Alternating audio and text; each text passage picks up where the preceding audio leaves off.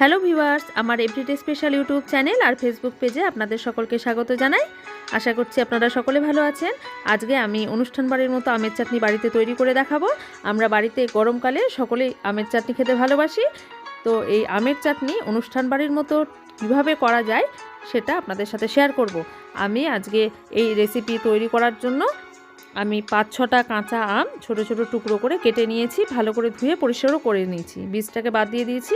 এবার মশলা তৈরি করব। কড়াই গরম করে আমি একটা শুকনো লঙ্কাকে একটু ভেজে নিয়ে এর মধ্যে 1 চামচ পরিমাণ পাঁচফোড়ন, 1/2 চামচ পরিমাণ মৌরি ভাজা ভাজা করে নেব। গ্যাসের ফ্লেমটা অবশ্যই লোতে রাখবো, না হলে মশলাটা পুড়ে যাবে। এবার এটাকে ঢেলে ঠান্ডা করে নেব।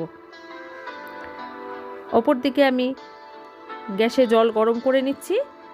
জল গরম করার পরে এর মধ্যে লবণ দেব আর দিয়ে দেব 1/2 চামচ পরিমাণ মৌরি। তারপরে এর জলের মধ্যে আমি আমটাকে সেদ্ধ করব। আম সেদ্ধ করার সময় যদি মৌরি আর লবণ দিয়ে সেদ্ধ করা যায়, সেদ্ধটা ভালো হয়। আর মৌরির ফ্লেভারটা চাটনির সাথে মিশে ভীষণই সুন্দর হয়। তো সেদ্ধ হয়ে গেছে, কালার চেঞ্জ হয়ে গেছিলো আমে। এবার এটাকে একটা বড় বাটির মধ্যে স্ট্রেনার রেখে ছেঁকে নিচ্ছি। জলটা আমি ফেলে দেবো না, রেখে দেব। এবার কড়াই গরম করে নিয়েছি। কড়াই গরম করে আমি সর্ষের তেল দেব। সর্ষের তেল দিয়ে চাটনি করলে খেতে অনেক বেশি ভালো হয়, তো সাদা তেল ব্যবহার না করাই ভালো। তেল গরম করে পাঁচফোড়ন একটু ফোড়ন হিসাবে ব্যবহার করব। পাঁচফোড়নটা হালকা ভাজা ভাজা করে নেব। এবার এর মধ্যে আমগুলোকে দিয়ে অল্প একটু নাড়াচাড়া করব। আমগুলো কিন্তু পুরো সেদ্ধ করা যাবে না, হাফ সেদ্ধ করতে হবে। এবার আম সেদ্ধ করা জলটাই অল্প পরিমাণে দিলাম। দিয়ে দিচ্ছি অল্প লবণ। আমি এখানে হলুদ ব্যবহার করছি না, আপনারা অবশ্যই করতে পারেন।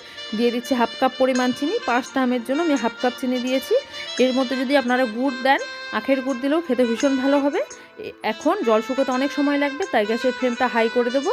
আর যে মশলাটা ভেজে রেখেছিলাম সেটা গ্রাইন্ড করে এখন মিশিয়ে দিচ্ছি। তাহলেই আমাদের আমের চাটনি কিন্তু একদম তৈরি হয়ে যাবে। খেতে একদম অনুষ্ঠান বাড়ির মতো হবে। আপনারা অবশ্যই বাড়িতে এটা বানাবেন আর তারপরে আমাকে জানাবেন কেমন লাগলো। আর আমার চ্যানেলটা সাবস্ক্রাইব করবেন, পাশে থাকবেন। নতুন নতুন রেসিপি আপনাদের সাথে আরও শেয়ার করব। অনেক অনেক ধন্যবাদ।